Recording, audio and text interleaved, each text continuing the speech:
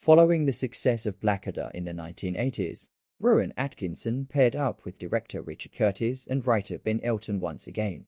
This time they would create one of the most successful comedy characters of all time. Mr. Bean first appeared on screens on New Year's Day in 1990, but the kooky character had been originally created by Atkinson years before, while he was studying for his master's degree at the University of Oxford. The basic premise for the character was, as Atkinson once described, a child in a grown man's body. Watching the original series in my youth, this description made a lot of sense. Mr. Bean was a simple man of simple pleasures and the curiosity and moral compass of a 4-year-old. The lovable character is almost entirely devoid of empathy or compassion, as he relentlessly disappoints his surprisingly perseverant girlfriend, and bullies the driver of a blue 3-wheeler van during bouts of road rage. The secret to Mr. Bean's success comes from its originality and accessibility. While the style is somewhat similar to mime comedy of the silent film era, there is sound.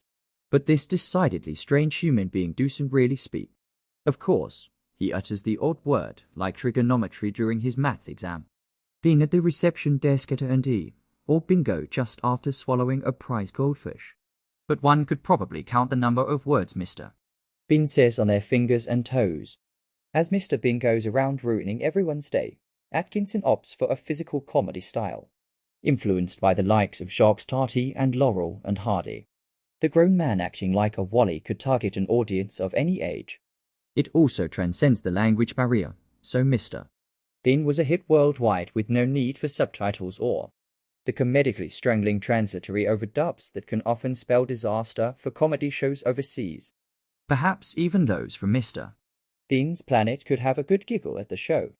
Yes, that's right, Mr. Bean is really an alien.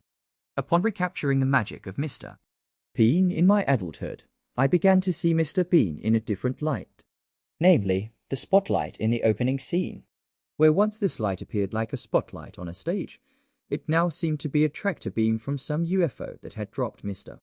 Bean from outer space. Ostensibly, the aliens had sentenced this clumsy oddball humanoid to life on another planet. The beam was the beginning of my suspicion, but as I rattled through the episodes, it became more apparent that Mr. Bean wasn't simply a human with the mental capacity of a toddler. Bean's lacking ability for language certainly concurs with the alien theory, but it doesn't prove it, given that the character was created with physical comedy in mind. Fortunately, the trail doesn't stop here. As I watched on, I noticed instances where Mr. Bean had abilities or properties beyond those of the ordinary human. Had they been more useful, I might venture the word superhuman. First of all, in the episode titled Back to School Mr. Bean, he visits the opening day of a brand new school. Amid the chaos of blowing up the chemistry lab and having his car crushed by a tank in the car park, Mr. Bean finds himself in the physics department queuing for a static machine. The lady ahead of him puts her hands on the metal dome and enjoys her hair standing on end. When it comes to Mr. Bean's turn, not a single hair moves. Disappointed, he retreats from the machine and notices that his hands are buzzing with a strange electric charge. Mr. Bean has somehow absorbed all of the electric charge and is now a walking battery. He then has trouble getting stuck to things, and his strange ability to absorb the electric charge causes a lady's dress to shoot upwards like Marilyn Monroe's in The 7-Year Itch. This strange relationship with static is also seen in Mr. Bean Goes to Town when he buys a brand new TV set. Mr. Bean excitedly sets up his new TV and realizes that if he sits in front of it, it loses signal and shows static. As soon as he steps away, the program tunes in again, much to his frustration. Over the years since Mr. Bean's rise to worldwide fame with the first TV series, the character has been used in 2 feature-length films and adapted for an animated children's series. Atkinson was often questioned as to whether Mr.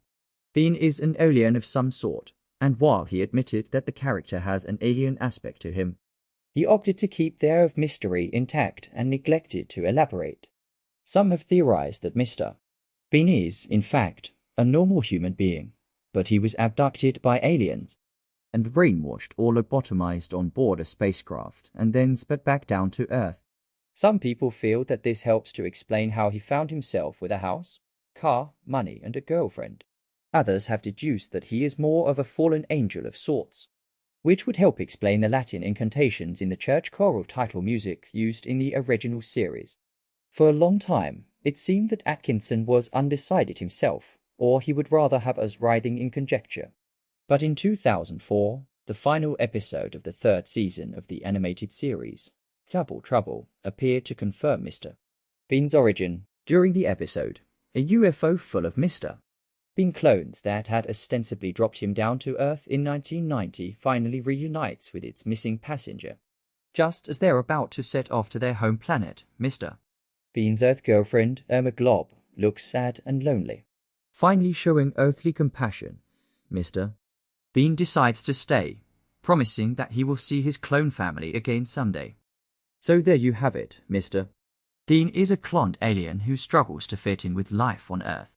Despite causing chaos everywhere he goes, he is a lovable idiot who may just be capable of learning the art of empathy and compassion. The animated series was subsequently revived, but this final episode of the third animated series is a nice conclusion to Mr. Bean's story. It confirms the premise of the original character, and even gives a nod to the opening sequence's tractor beam from the original live-action series. What remains a mystery is whether this was always the backstory for the beloved comedy character. In my humble opinion, it was.